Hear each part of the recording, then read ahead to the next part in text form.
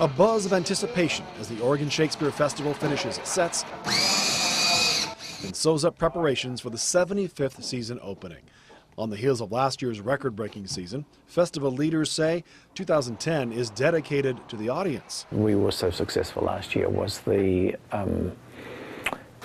way we have been able over the years to develop this relationship with the audience. They feel that they are going to get something of great value to them, and they make a commitment to coming. Angus Bomer is the founder of the festival. He was an English instructor who moved to Ashland to teach at what is now Southern Oregon University. In 1935, Bomer convinced Ashland city leaders to revive a tradition of 4th of July celebrations with an addition of a Shakespearean festival. And it quickly began attracting audiences by bringing in young talent. When I first came here, the vast majority of the people who worked with us were here. This was sort of their first professional job. That was the case for one of the leading directors at the Artist Repertory Theater in Portland. Alan Noss began his career in theater acting and directing for OSF in the 1970s and 1980s. In those days we worked every show. We worked 7 days a week, and it prepared me to do repertory theater, doing great roles over the long haul at a very high level. Can we get the Fresnels on? Yeah, they killed him. Today, Alan works mostly behind the scenes as a director. But during his days with OSF, Alan performed in dozens of plays from Shakespeare to modern classics and worked with other big names that got their start in Ashland.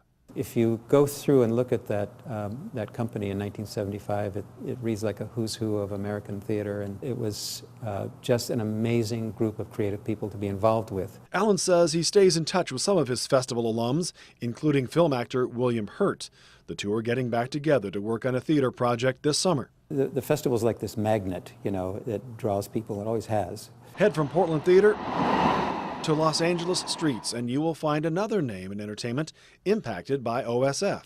I am your friend. Dad, you have got to talk to Mom. She's like... Ty Burrell is now known as Funny Dad Phil Dunphy on ABC's Modern Family. He says, what is with this thing?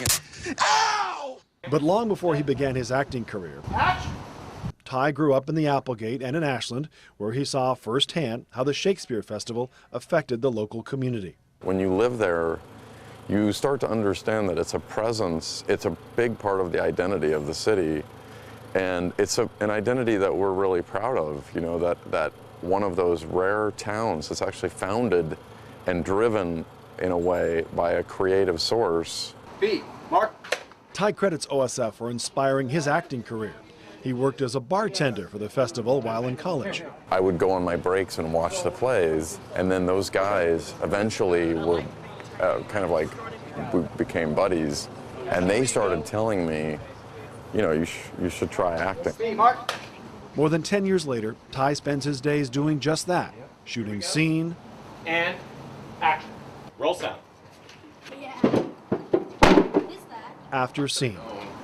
To his son, Little Palms. Yeah. But he says he never forgets his roots. The people who work at the festival have become the fabric of Ashland. It's a lovely, lovely group of people to set the tone for the town. The tone of the town is exactly what brought one successful actor to Ashland. Anthony Heald is most recognized as Dr. Chilton from the 1991 Oscar-winning film The Silence of the Lambs.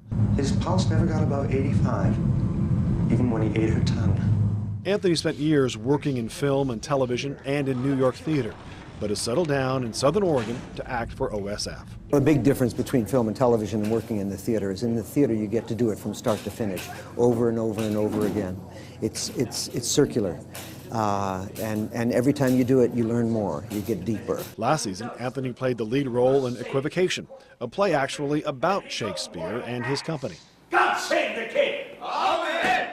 This season, he's taking on the Elizabethan stage as Shylock in Shakespeare's Merchant of Venice. The play will run along with Twelfth Night in honor of the festival's very first season. It consisted of two plays, and they were Merchant of Venice and Twelfth Night.